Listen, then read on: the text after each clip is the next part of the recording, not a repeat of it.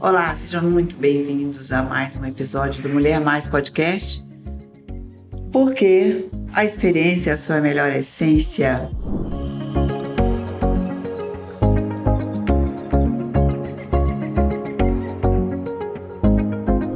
Gente, já estamos no 13º episódio do nosso podcast com assuntos maravilhosos trazidos para vocês, mulheres, não só as mulheres, né?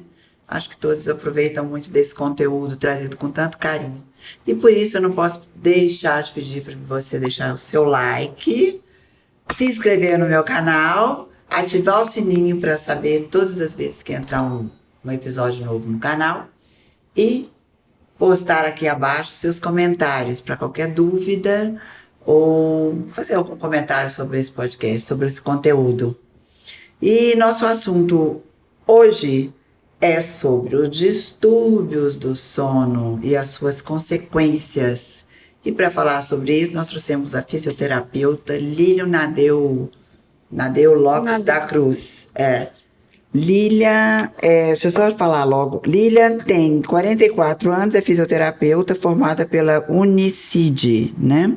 Universidade Cidade de São Paulo, com especialização em distúrbios respiratórios do sono pela Inspirar em São Paulo. Isso. Como vai, Lilian? Tudo bom? Tudo bem. Que prazer tê-la aqui para falar sobre um assunto tão relevante que é esse dos distúrbios, que traz consequências terríveis, né? Sim, a gente estava conversando anteriormente, né, que os distúrbios respiratórios do sono, na verdade, o fisioterapeuta, há pouco tempo que foi reconhecido como profissional, sim, é capacitado para tratar o distúrbio respiratório do sono. Certo. Como todos conhecem, um deles é a apneia. Não tem somente a apneia, mas o principal e o mais conhecido é a apneia obstrutiva do sono. Ela não é só uma doença do sono, ela é uma doença que afeta, ela é sistêmica, né? Ela tem consequências cardiovasculares, cerebrovasculares, adrenais, como a diabetes. Então, ela é uma doença que deve ser tratada e poucas pessoas tratam. Ela atinge ou sabem o corpo que tem. todo, né? Desde da cabeça ao físico, tudo. Porque ela é como se ela é uma doença crônica, que a pessoa fica anos, muitas vezes, com ela. Então, ela vai dando uma descarga, não é uma descarga, qual a palavra? Calma aí. É como se ela sempre está ativando. Ela vai dando pequenos choquinhos, né? Como se fosse. Ela sempre está ativando o sistema simpático. Então, ela vai, durante a noite, ao invés de você ter um descanso, você tem um aumento da frequência cardíaca, você tem uma hipóxia, que é o mais importante, né? Uma queda da saturação durante o sono. Então, tudo isso gera uma sobrecarga cardíaca, sobrecarga adrenal. E isso desencadeia, então, podendo vir a desencadear uma resistência à insulina, mais assim, até se a gente pensar em crônico, se for uma apneia grave, então uma insuficiência cardíaca, uma arritmia cardíaca. E se é uma pessoa que já tem essa comorbidade, tende a piorar mais, tende a ter maior risco de ter um infarto. A idade pode... isso pode provocar um infarto? Pode. Pode ser um fator de risco para infarto. E a gente acha que a apneia não é sério. A gente acha que eu não dormi bem, tudo bem. Acordei cansado, estou sonolento e passo o dia... Porque ela é uma doença crônica. Então, só que ela é uma doença crônica... E ela pode provocar o diabetes? Pode. Ela pode vir... Não é que ela é um fator de risco. Sim, né? Porque você acaba tendo uma resistência insulínica conforme essa doença vai ficando mais grave e vai se agravando. Então, muitas vezes, você trata, se é uma pessoa que não tem uma diabetes, de fato, consolidada, mas tem já tem um indício de insuficiência, de resistência insulínica. Quando você começa o tratamento, isso pode se reverter. Porque você tira, né, toda a descarga adrenérgica, noradrenalina, que é dada durante a apneia. Olha, então, mas normalmente quem tem apneia, às vezes não sabe que tem. Muitas vezes não sabe. Não sabe. Não sabe. Esse que não sabe. Porque às vezes a apneia, os sintomas clínicos, os sintomas dela não vêm de imediato. né? Então, assim, tem pessoas que têm uma apneia grave e às vezes nem tem sintomas, não tem sonolência diurna, não tem irritabilidade, não tem falta de memória. Porque atinge tudo isso, né? Sim, porque você tem a privação de sono, né, com a apneia. E ela pode provocar Alzheimer também, então, não? Exato, porque a privação de sono, tem estudos, porque durante o sono acontece como se fosse uma limpagem, uma limpeza no nosso cérebro. Tem as fases, não tem, do sono? Então, tem as fases. Sim. E durante o sono, a fase reparadora, que seria o sono REM, você tem a limpeza do cérebro. Então, você tira as toxinas e as proteínas que são produzidas durante o dia, e algumas são tóxicas. Então, eles fazem uma limpeza, ao grosso modo, eu tô falando. Tá? Sim. E isso, quando assim, isso não acontece, quando fica acumulado a proteína tóxica, ela é um fator de risco para desenvolver doenças neurodegenerativas como Alzheimer, por exemplo. Então, sim, tem uma ligação. Não é ainda a medicina do sono, na verdade, ela ainda está ela é muito recente, né? Muito. Perto das outras áreas, ela agora, de uns anos para cá, ela tem sido estudada porque viu que o sono não é somente um descanso. Inclusive, tem coisas que acontecem só durante o sono. Inclusive ela é um dos fatores também da depressão, né? Também. A pessoa não dorme, ela não sabe porque não dorme. Depressão, irritabilidade, são fatores, são a habilidade, né, o humor da pessoa altera com muita facilidade durante o dia. Então, são causas já de uma privação de sono que não é uma privação de uma noite. Apesar de que quando a gente não dorme bem uma noite, a gente logo percebe que o nosso dia seguinte muitas vezes não fica bom. Não fica. Né? A gente fica cansado, irritado. É verdade. Né? Isso quem já não sentiu isso, né? Acho que todos já sentiram essa noite mal dormida. Agora você imagina isso de uma forma constante. Né? E tem aquele sono que a pessoa acorda várias vezes na noite também, né? E não sabe por quê. Perdi o sono. Mas às vezes é porque você tem uma apneia e aquele susto. Que a apneia te Eu desperta. tenho muito essa tipo, eu tô dormindo e desperto. A gente desperta, né, quando tem uma apneia, justamente para pegar o ar, para pegar o oxigênio. Porque você está ali 10 segundos, né? Pelo menos 10 segundos, às vezes até mais. E a pessoa pode morrer de repente? Não morre. Não, né? Ela não morre. Será que esquece de respirar e pá? Não, a gente não esquece de respirar porque existe um centro respiratório capaz de informar o cérebro, tipo, volta, porque eu estou acumulando gás carbônico aqui, eu preciso respirar. Geralmente está mais ligado ao acúmulo de CO2 do que a falta de oxigênio. Primeiramente, ele percebe um acúmulo de CO2 e aí você volta a respirar. Mas isso não atrapalha os neurônios, nada? O que eu te falei. Acaba sendo um problema sistêmico, né? Então, um AVC, né?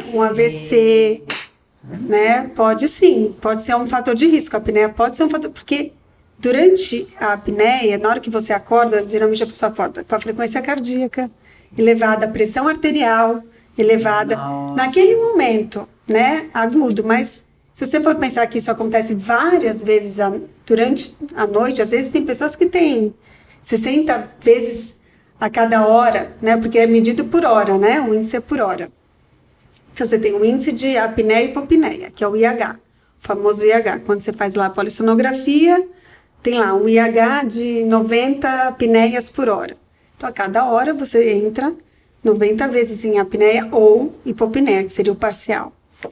Mas ainda assim você tem, e geralmente isso está ligado a uma baixa de saturação durante aquele momento, né? E quem tem uma vez é porque tem sempre, né? A gente acha que de vez em quando faz, que de vez em quando eu tenho, mas não é. Então, aí depende. Ter, né?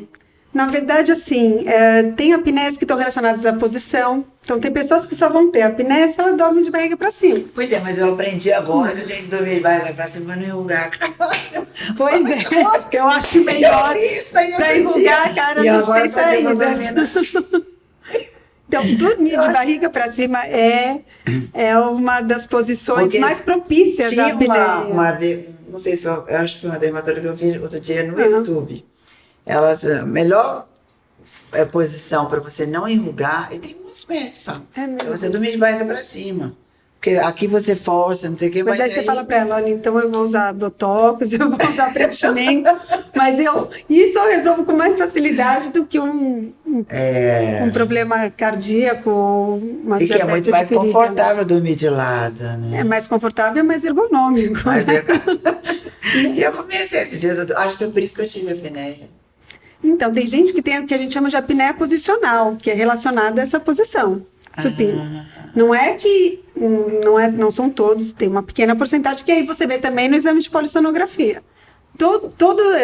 A apneia, tem apneia que pessoas só têm apneia no sono REM, a apneia relacionada ao sono REM, que lógico que você não vai deixar de ter sono REM, mas o sono assim, REM é o quê? É o primeiro estágio do sono? Não, o sono REM geralmente ele acontece após uns 120 minutos de sono, aproximadamente. É o mais profundo. É o mais profundo, porém o mais ativo. Ele é o mais profundo, só que as ondas são ondas como se você estivesse em vigília. O cérebro tá ali, o olho movimento de olhos rápidos. Movimento dos olhos rápidos. Exatamente. É que você está começando a sonhar, né? Eu acho que você está em movimento. A maioria dos sonhos, a grande parte dos sonhos acontecem no sono REM. E ele é um sono que, apesar de ser um sono bastante ativo, né? Quando eu falo ativo é de ondas cerebrais, então, se você pegar as ondas, a onda cerebral de vigília e do sono REM são parecidas, mas você está completamente atônico. Então, você tem uma atonia, né? Uma falta de tônus muscular generalizada. E você fica totalmente entregue. Totalmente entregue. E aí acontece também, a maior parte das apneias, a grande maioria, acontecem no sono REM e no sono profundo, que é o N3, que é um sono mais lento, é um sono mais gostoso, mas também é um sono profundo. Porém, não tem esses movimentos de olhos. Né? Né? Nossa, é muito interessante essa que a gente passa 1/3 da vida dormindo. 1/3 da vida dormindo. É muito tempo para a gente desperdiçar, eu acho. Porque o sono, as pessoas falam, não vou desperdiçar dormindo. Não, desperdiça, porque o seu dia vai ser muito melhor. Porque se você deixa de dormir também, você fica velho mais fácil, mais rápido. Porque a privação de sono gera uma série de processos inflamatórios, inclusive. Né? Você tem proteínas inflamatórias mesmo que são produzidas, né? E, então, você fica inflamado. Fica inflamado. E dormir muito também faz mal, né? Em excesso. Em excesso também. Não é um bom sinal, né? Não é um bom sinal. É sinal de que tem alguma coisa no corpo que... Existe até uma doença, né? Para quem dorme muito, para quem... chama narcolepsia, mas aí é um distúrbio mais grave, mais sério, né? Muitas vezes vindo de algum trauma, alguma coisa assim, mas não é tão comum, porém é tão tem. Comum, né? Que é aquela pessoa que dorme o dia inteiro, não consegue ficar 2 horas, tá dormindo. É mesmo? Nossa, eu não sabia disso. Chama narcolepsia.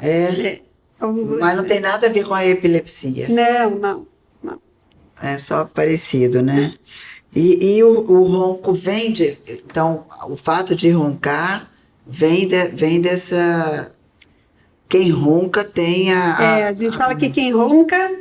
Nem sempre quem ronca tem apneia, mas todo mundo que tem apneia ronca. Certo. O ronco, porque você não ronca a noite inteira, né? Você não ronca... Você para de roncar. Muitas vezes quem ronca muito para quando está com apneia, né? Tem a apneia, parou de roncar. Aí você fala, é o que você falou, que você vê a pessoa do lado e fala, ela não está nem respirando. Né? Aí você que eu fico contando, aí eu conto 1, 2, 3, 4, 5, aí eu acordo. Aí quando ele volta assustado. É pior, né? Que você acorda. Exatamente, ele volta assustado. Você acordou. E o ronco, ele é uma vibração do ar que passa nas partes moles, né? Então, quando você deita, o ser humano, ele já tem uma anatomia que não é... Qual a palavra?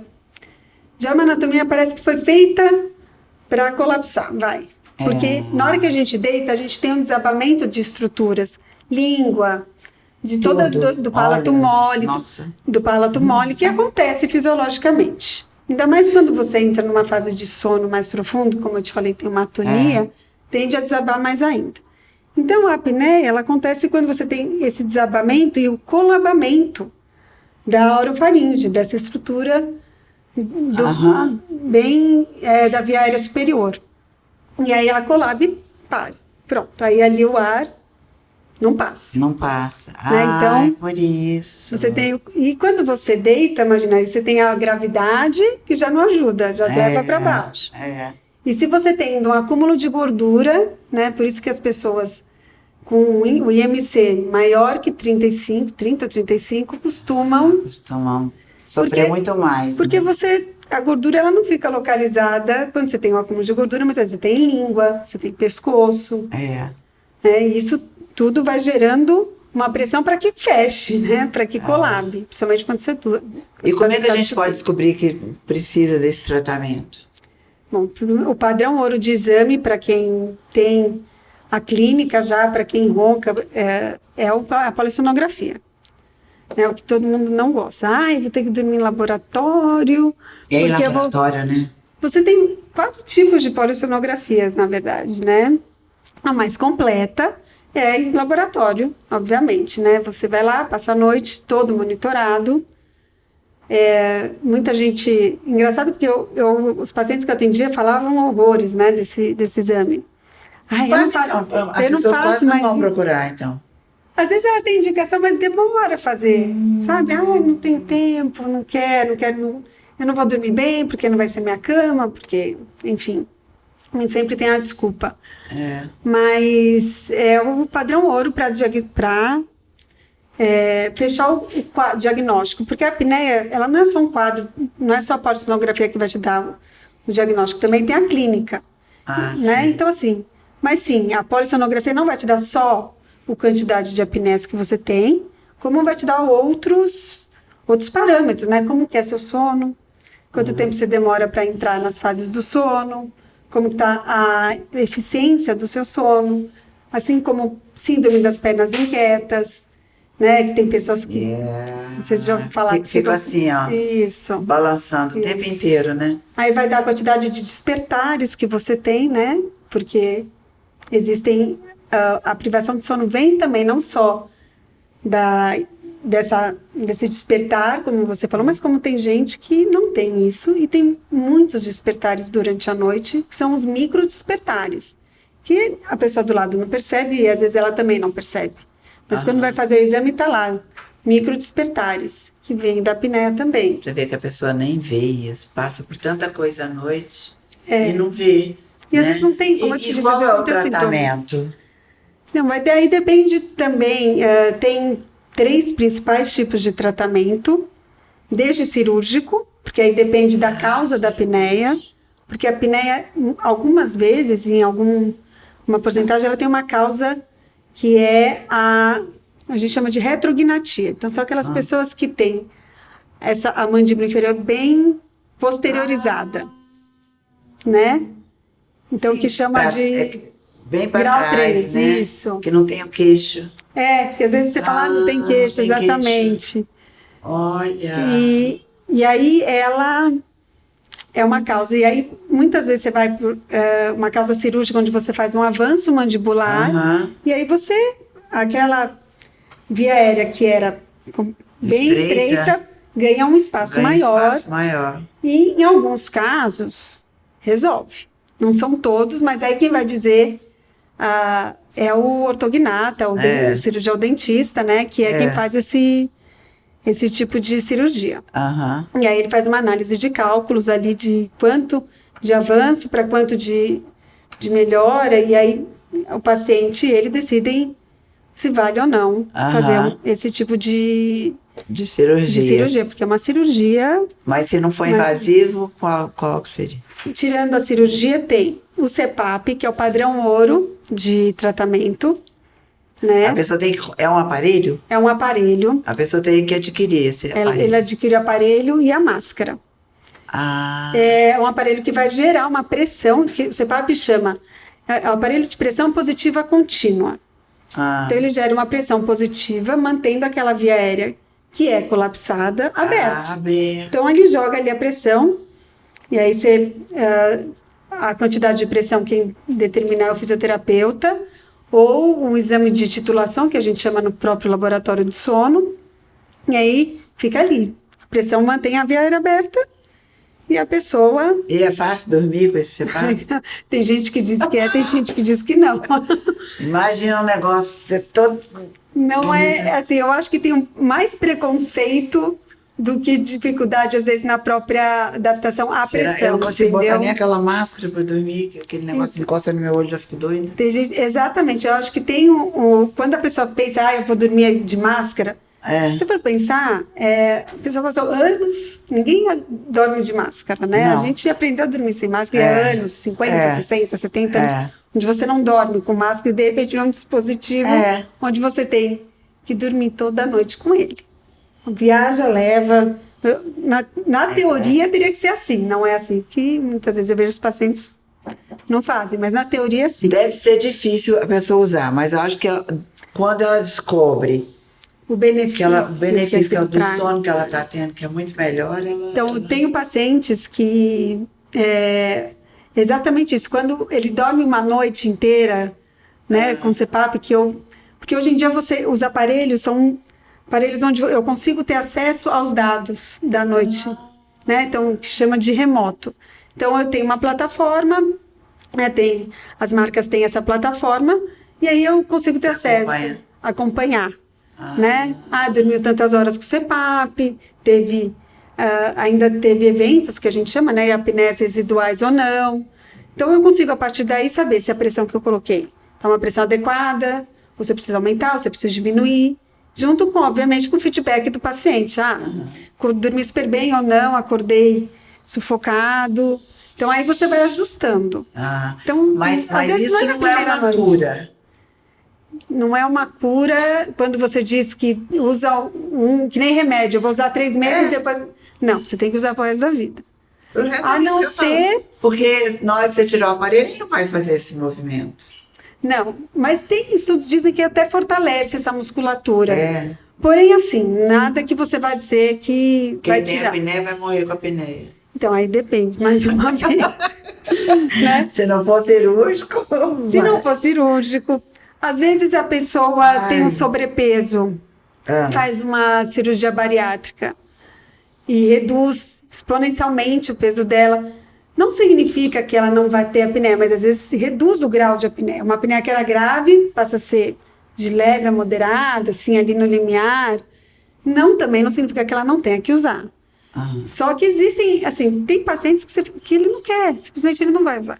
Ele chega e fala, não vou usar, não quero. Vou ficar com a apneia. Vou ficar com a apneia. Então aí você dá outras opções. Esse negocinho que põe no nariz, assim, não é só... Não, aquilo é só conversa, né? É dilatador nasal, né? Aquilo lá... O nariz, o papel do nariz na apneia é um papel secundário. Né? Às vezes acontece, sim. Eu sou respiradora bucal. Tenho mania. Acho que por isso que eu devo ter apneia. O respirador bucal tende a ter mais apneia mesmo. Eu sou respiradora bucal. Tende a ter, com certeza. Mas também não significa que todo respirador bucal tem. Entendeu? Então, o nariz, por exemplo, assim, tem... o fato dele ser secundário... ele é importante para a adaptação do CPAP. Porque tem pacientes que têm a indicação do CPAP e na hora que põe a máscara, na hora que você vai adaptar, ele não consegue adaptar. Por quê? Porque tem um desvio de septo acentuado, porque tem uma rinite que está ali o tempo todo, porque o CPAP, ele acaba muitas vezes acentuando um pouco uma rinite não tratada. Então, o nariz, sim, ele tem um papel importante na adaptação do CPAP. Entendi. Sabe? Então, muitas vezes quando eu vou adaptar, eu falo, procura um otorrino, faz um check-up, né? Faz um exame, vê. Porque se a pessoa tem um desvio de septo moderado a grande, assim, como é que faz? Ela respira só de uma narina. De fato, vai ficar difícil a adaptação dela para uma máscara de CPAP. Porque vai colocar pressão, vai exigir mais. Então, são fatores que são importantes também quando você vai pensar em tratamento de apneia. Então, é importante fazer lavagem de nariz, às vezes, antes de usar, às vezes, um corticóide nasal, que ajuda a diminuir. Às vezes tem um processo inflamatório lá dentro, uma rinite, então um corticóide nasal ajuda. Então, são coisas que fazem você adaptar o CPAP, que às vezes a pessoa nem sabe.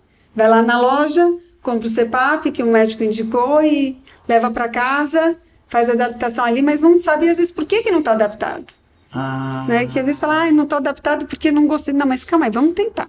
Vamos ver primeiro como é que está a sua parte respiratória. Tanto que tem pessoas que usam e sentem um alívio. Não, tem pessoas que se adaptam na primeira noite, tem pessoas que demoram um pouco. Mas assim, na maioria das vezes, todos que eu adaptei, tem uns, logicamente, que não... Né, tem sempre aquela porcentagem mais rebelde que, de fato, não adaptou, mas eles vão bem.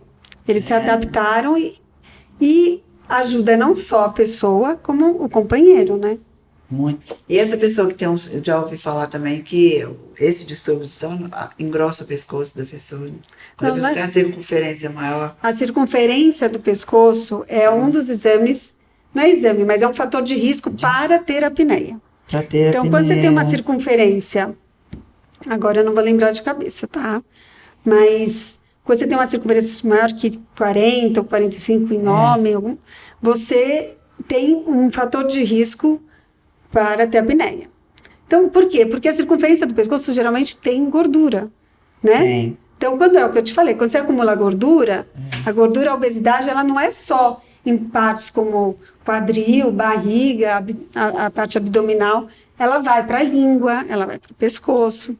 Então, como você deitou, você já tem desatamento. Alimentação é tudo na vida da gente. Então, a alimentação, sono e atividade física são 3 pilares que a gente não pode descuidar. A gente tem que nascer fazendo isso, né? Se alimentando bem, fazendo atividade física e dormindo. Porque eu dormir, as pessoas, né, têm atividades fisiológicas, ações que só acontecem quando a gente está dormindo. Uma delas é esse sistema glifático, que é o do cerebral, que eu te falei, essa limpeza, né?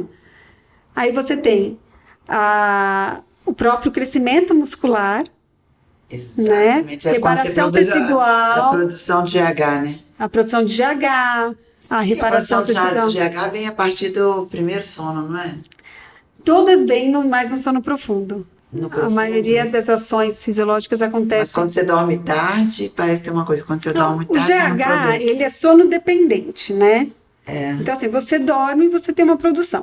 O que acontece é que, durante a noite, você tem produção de 2 hormônios importantes, inclusive a melatonina, que ela não é só um hormônio que regula o nosso sono, mas ela também é neuroprotetora, ela é antioxidante. Então, ela tem outras funções, inclusive vasculares e cardiovasculares e cerebrais, que as pessoas desconhecem. Né? Então, a melatonina, ela é um hormônio, ela também não deve ser tomada como muita gente toma. E adianta esse comprimidinho debaixo da língua para dormir, é uma fraquinha? Não, aí você está falando de qual? Da melatonina. A melatonina, ela é um hormônio que a função dela é regular o nosso sono. Regular o sono como? Ela é produzida para que a gente tenha o ciclo circadiano de 24 horas, né? Então, ela é produzida assim que apaga a luz, né? E ela é reduzida quando você... Ela tem o seu pico lá pelas 2, 3 horas da manhã, e aí começa, então, o cortisol a aumentar e você vai tendendo a acordar. Então, ela é um regulador do nosso sono, do ciclo sono-vigília. Sim. Né? Então, você tomar a melatonina sem uma indicação médica, você pode alterar esse ciclo. Né?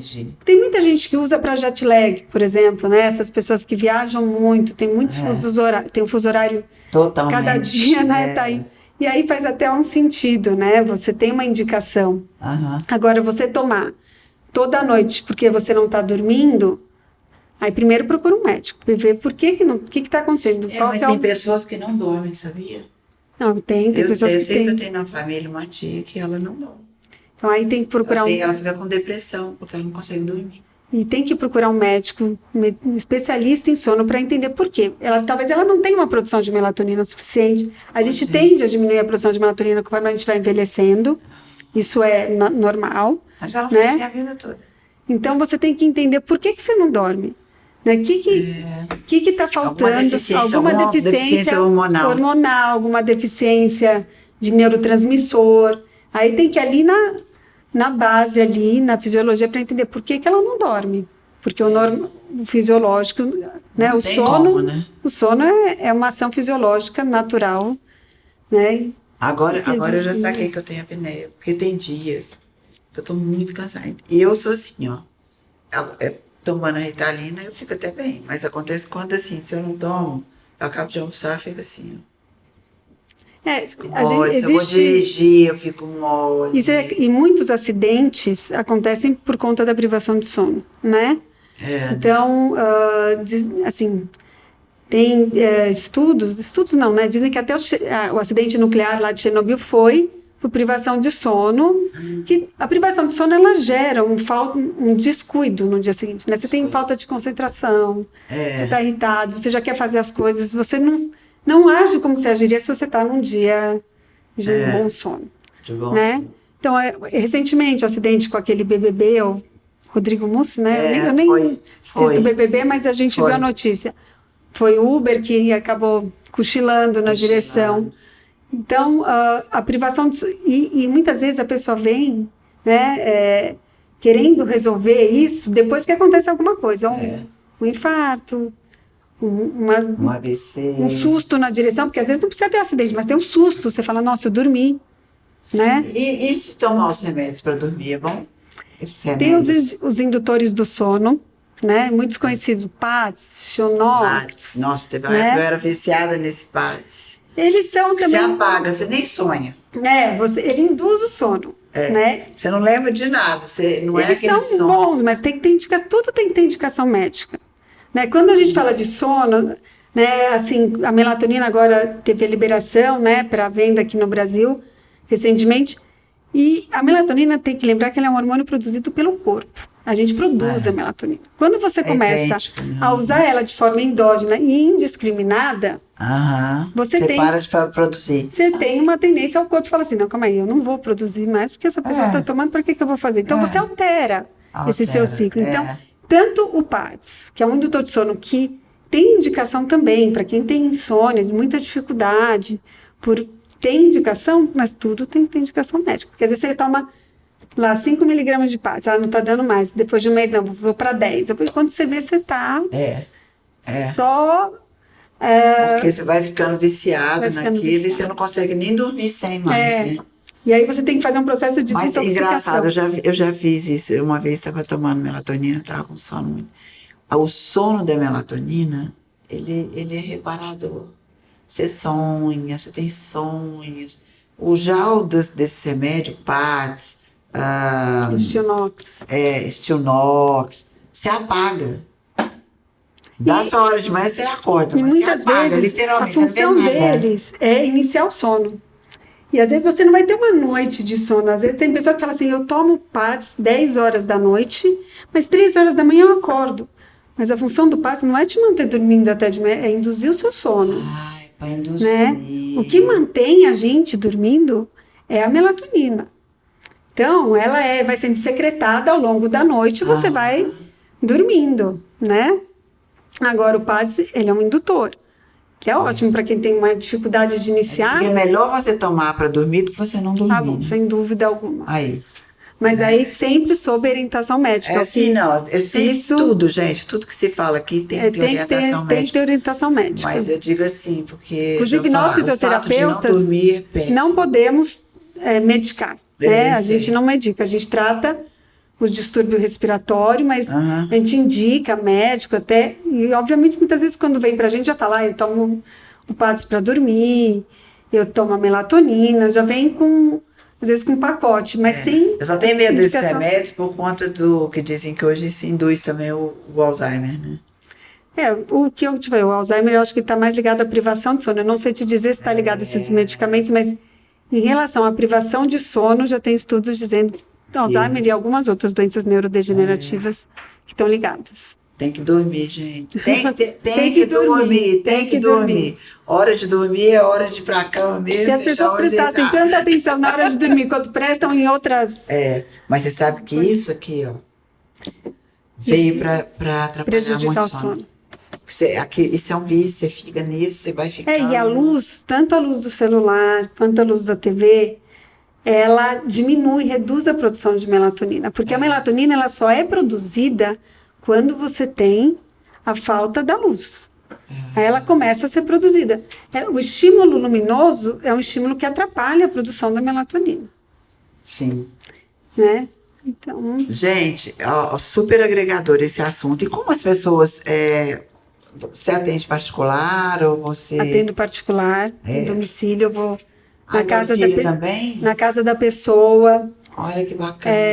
E aí, muitas vezes, eu gosto de ir na casa da pessoa, porque quando a pessoa está com equipamento, eu já deixo ele no local onde ele tem que estar, eu ajusto a pressão, a gente testa máscaras, né? Porque a adaptação do CPAP também vem do ajuste das máscaras. Existem muitas máscaras no mercado, muitas marcas. Sim. E aí você vai testando. Aqui vai bem para você, muitas vezes não vai bem para o seu marido, não vai bem. Não adianta você indicar para uma amiga, olha, usei essa máscara e adorei. Às vezes não é. Eu tenho... E porque muda, né? O formato do rosto. Muda, né? Nossa Senhora. E aí a adaptação da máscara é um fator super importante para boa adesão ao tratamento. Uhum. Então, é muito individualizado o tratamento da apneia. A pressão que você tem que usar é uma pressão que o seu marido, ou enfim, eu estou falando aqui você, mas eu estou só... Não, mas só é verdade, isso é verdade. Então, agora um eu estou descobrindo, ele individualizado. fala para mim, você fala que só eu ronco, mas você ronca também. Eu falei, ixi, então toma os dois. As mulheres, elas têm que tomar muito cuidado quando elas estão...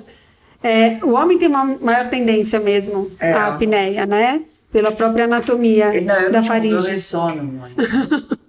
Mas a mulher, a gente fala que só as mudanças hormonais, o ciclo menstrual atrapalha o nosso sono, a gente sabe disso. E quando a gente vai para a menopausa, aí cai todas as nossas taxas, e aí tem uma tendência maior de acúmulo de gordura. Então acaba que a mulher nessa fase, ela tende a ter a apneia. Né? Ela é um fator de risco, né, maior para que ela tenha a apneia. Nossa, tá vendo? Nós mulheres temos que nos cuidar muito mais, cada vez mais, né? Cada vez mais. É uma loucura. Mas me fala, Lilian, onde que as pessoas te encontram? Não, tem o Instagram. No Instagram tem o pessoal, mas onde tem lá várias explicações, assim, vários posts bem bacanas falando sobre a apneia, o tratamento e até algumas consequências, que é o reabilitação do sono. @reabilitação. A gente vai até colocar aqui no canal. Já vamos e aí lá tem o meu contato. Tem o seu contato? Isso. Tá. Você atende em clínica também? Não, eu atendo mais domiciliar. Mas essa parte de fisioterapia é melhor em casa. Não, se precisar atender numa clínica, eu tenho aonde. Também tem. Né? Mas assim, o domiciliar, como eu te falei, quando eu vou, eu já deixo tudo organizado, a pessoa deita na cama, às vezes eu fico lá, fica 10 minutos com a máscara, vamos testar. Vamos ver se é essa. Como é que você está sentindo? Tem pacientes que até dormem. Eu sou assim. Tira o cochilo. Eu vou pro dentista já durmo. Sabe? Então, assim, eu acho... Você acha que eu tô com a apneia mesmo? Eu acho que a polissonografia... Eu acho importante falar, assim, até para as pessoas, quando elas vão no médico, no endócrino, no cardiologista, o cardiologista costuma pedir bastante isso. Mas a polissonografia é um exame que todo mundo deveria fazer pelo menos uma vez. Vou até anotar. E como eu te disse, tem 4 tipos, tá? Eu tenho um exame que eu faço, que aí é uma polissonografia mais simples, que a gente chama de polissonografia tipo 4, que ela é como se fosse um oxímetro no dedo, e esse oxímetro vai ficar com você a noite inteira. É de uma startup do grupo do Instituto do Sono, chama Biologix. Mas ele é direcionado para pacientes que já têm sintomas e já têm quase um diagnóstico fechado de apneia. Tá? Ele é para esse tipo de conclusão. Certo. Tá? Então, tem até um laudo médico feito pelo Pedro Genta, que é um especialista em medicina do sono, lá do Instituto do Sono. Então, é um exame muito simples, que às vezes a pessoa sabe que o diagnóstico é apneia, o médico já sabe, ele tem apneia. Eu só preciso ter a certeza de quantas apneias por hora ele tem, porque isso ele não consegue saber se não fizer o exame. Se ele não fizer. Né? Então, esse exame você vai lá... São fases esse laboratório de acesso? Não, esse do Biologix sou eu mesmo quem faço. Eu dou o equipamento para a pessoa, é tudo pelo celular, abaixa o aplicativo, inicia o sono, no dia seguinte tira, e eu já tenho o laudo. Né? Mas aí esse oxímetro, ele vai mensurar o índice de dessaturação de oxigênio. Porque, como eu te disse, a cada apneia, dependendo do seu tempo de duração, ela dá uma dessaturação. Você tem uma dessaturação. E ele vai medir. Mas tem o índice acaba sendo bem parecido com da polissonografia. Certo. Tá? No caso da apneia, tá? Não estou falando de outras doenças, porque a polissonografia de laboratório, ela é para diversos tipos de distúrbios do sono, sonambulismo, parassonias, tem tudo isso. pernas inquietas, né? Narcolepsia e a apneia. Né? Ele é o mais completo. Eu acho que uma vez na vida todo mundo deveria fazer. Não é tão incômodo como dizem. Né? Eu fui lá no Instituto do Sono e fiz, e eu falei, ok, não é a melhor coisa do mundo você dormir. Dormindo. Né? Mas dorme. Mas dorme. Uma hora você fica cansado, você acaba dormindo. E aí tem o que faz em casa. Também você consegue fazer esse de laboratório em casa, que é a polissonografia tipo 2. Acho que eu faria sim. A diferença é que você não vai ter a câmera, né? Porque no laboratório eles estão te observando o tempo inteiro. Tem lá os técnicos que ficam a noite inteira te observando. Se cai um fio, se eles veem que tem um canal que saiu, eles vão lá e colocam. Entendi. Já em casa não, você vai para casa, eles montam lá em você dorme, no dia seguinte você tira e eles vão lá pegar. E tem o do tipo 3, que é um pouco mais simplificado, não tem a eletroneuromiografia, tem só o canal da cinta abdominal, que vê a sua expansibilidade torácica, a apneia central, que a gente chama, né? Certo. E tem os canais detectores do fluxo de ar, tudo menos Sim. a parte da eletroneuromiografia.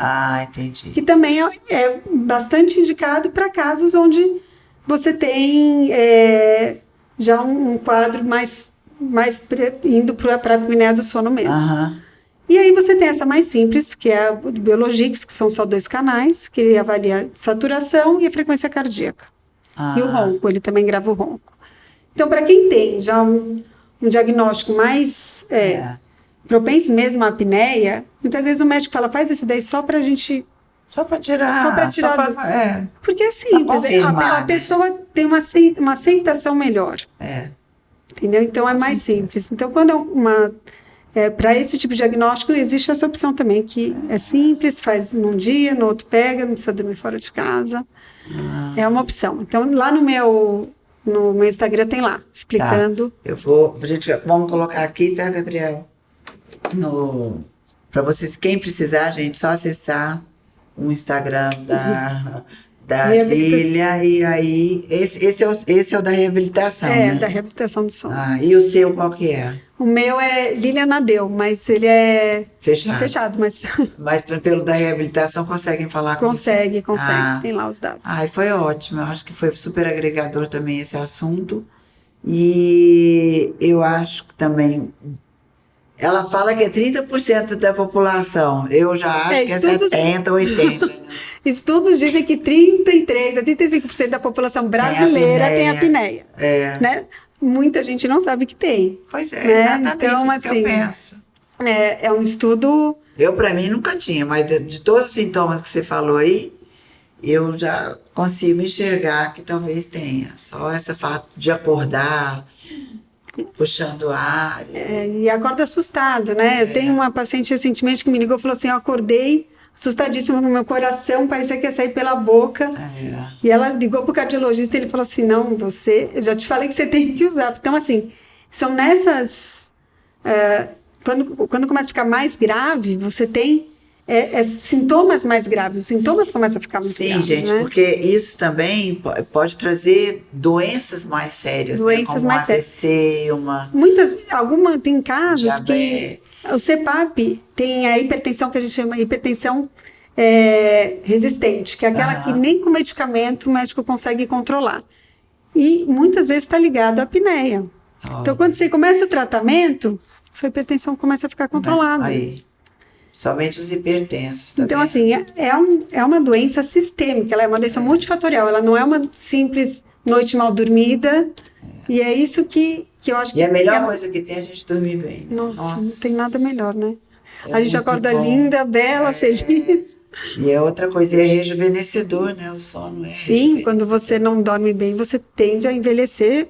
As células se tornam inflamatórias. Vou passar a deitar 11, 10 da noite, 11, para ver se eu durmo mais. A quantidade de horas depende de cada pessoa, né? Mas o ideal, se a gente for pensar na maioria, ainda assim, é de 7 a 8 horas. Sono, porque eu acho que ainda tem sono pra frente. É que tem muitas coisas que inibem a gente de dormir, né? Seriados, problemas. Eu TV, você acredita? Eu não assisto televisão. Então, uma coisa a menos, isso é ótimo. Muito raro. Ultimamente, eu tenho dado preferência para leitura. Exato, então uma leitura é ótimo para ajudar. Você põe uma luz mais, aí o livro mais clarinha, aí o livro começa a leitura te leva para um sono muito mais leve, muito menos agitado do que uma televisão, né? Sem dúvida alguma. Já teve. Tem algumas coisas que podem ajudar a ter um sono melhor, que é os chás, né? Coisas naturais, chá de melissa, chá de camomila, menos chá com cafeína, né? Nenhum com cafeína. Aliás, evitar tomar cafeína. Estou muito café. Pelo menos parar de tomar até umas 3, 4 horas da tarde. Né? Ajuda. Mas você sabe que o café não me tira o sono.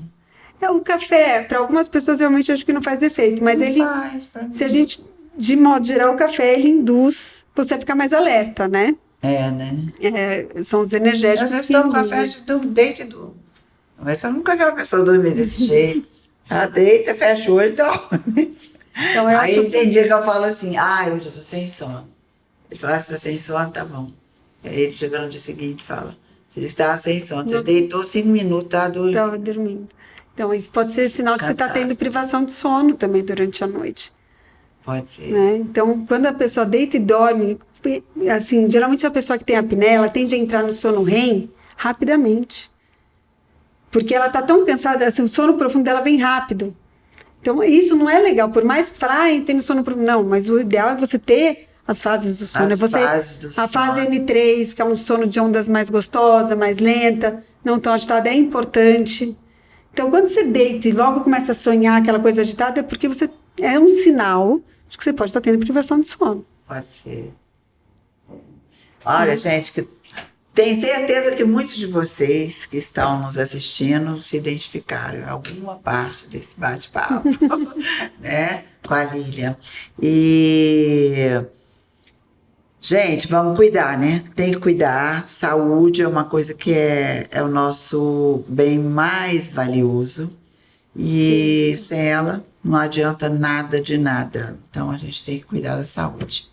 Muito obrigada por trazer esse assunto que é maravilhoso, que acho que para todo mundo é de muita importância. E espero que mais vezes você possa trazer novos assuntos para a gente, relacionados Obrigada a você, Mariane, pelo convite. Um dia a gente vai descobrir a cura. Tem uma cura, né? Às vezes não é tão simples, mas o tratamento também não é nada. Quando você está adaptado, você percebe que... O difícil é ir, gente. Tratou. O difícil é ir, se adaptar. Vamos ter uma vida muito mais saudável, né? Uma vida mais feliz. Com certeza. Né? Obrigado por vocês que estão nos acompanhando. Mais uma vez, peço para vocês se inscreverem no canal, darem o seu like e ativar o sininho ali toda vez que a gente postar um capítulo novo. E até o próximo. Um beijo para vocês. Obrigada.